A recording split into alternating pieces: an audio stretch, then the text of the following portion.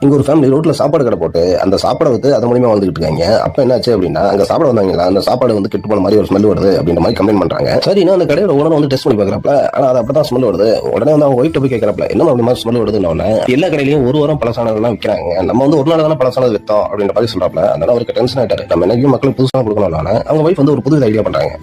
என்ன பண்றாங்க அப்படின்னா, கடைக்கு போயிட்டு இந்த சாப்பாடுலாம் கெட்டு போகாம இருக்கிறதுக்கு உள்ள ஒரு ப்ரிசர்வேட்டிவ்னு ஒன்று கேட்பாங்கல்ல, அதை எடுத்து வந்து கலந்துறாங்க. கலந்து அந்த சிக்கனை ஊற வச்சு நல்லா ஃப்ரெஷ்ஷா இருக்க மாதிரி பண்றாங்க. அதே சமயம் நம்ம ஹீரோ வராரு. ஹீரோ வந்து என்ன சொல்றாரு அப்படின்னா, இந்த மாதிரிலாம் கலந்தா மக்களுக்கு வந்து கேடு வரும், இந்த மாதிரி பண்ணக்கூடாது அப்படின்றப்ப, அதுக்கப்புறம் கூடுதல் என்ன பண்றாருன்னா, இந்த ஃபுட்டெல்லாம் தூரம் பண்ணணும் அப்படின்றப்ப, அந்த மாதிரி என்ன சொல்றதுன்னா, அதெல்லாம் முடியாது, இதோட ரேட் என்ன தெரியுமா அப்படின்ற மாதிரி சொல்லுது. அதுக்கப்புறம் இவர் என்ன பண்றாங்கன்னா, இவங்க புரிய வைக்கணும் அப்படின்றக்காக அந்த ப்ரிசர்வேட்டிவ் எடுத்துட்டு போயிட்டு கெமிக்கல் லேப்ல கொடுத்து இதோட விளைவுகள் என்ன சொல்லுங்க அப்படின்ற மாதிரி செக் பண்றாரு. அப்பதான் தெரியுது இந்த கெமிக்கல் வந்து யூஸ் பண்ணா கேன்சர் கூட வரும் அப்படின்ற மாதிரி. அதை அவங்க ஒய்ஃப்டையும் சொல்லி புரிய வைக்கிறது. அதனால நம்ம ஒதுக்குச்சு. சரி இனிமேல் பழைய மாதிரி எப்பவுமே ஃப்ரெஷ்ஷாவே சொன்னோம் அப்படின்னு. அப்ப அவங்க சமைக்க ஆரம்பிச்சாங்க. அதே சமயம் போலீஸ் வந்து செக் பண்ணும்போது மத்தவங்க யூஸ் பண்ண தெரிஞ்சிச்சு. நீங்க ஃப்ரெஷ்ஷான ஃபுட் யூஸ் பண்ணாங்க. வியாபாரம் பிச்சுக்கிச்சு. வீடியோ பிடிச்சிருந்தது அப்படின்னா நம்ம சேனல் சப்ஸ்கிரைப்